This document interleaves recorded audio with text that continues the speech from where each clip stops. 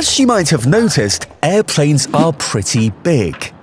So obviously, their home needs to be big too.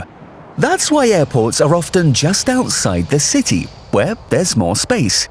Every airport has an air traffic control tower. They're like the traffic cops you sometimes see at intersections.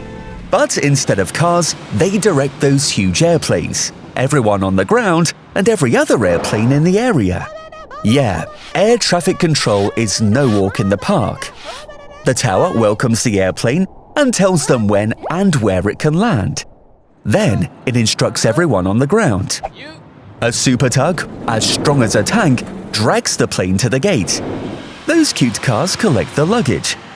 And the stairs, well, they are stairs. Every car is especially made to help the plane.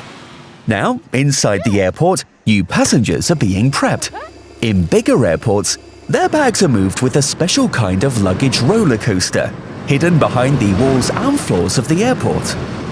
And the cabin crew helps everyone on board.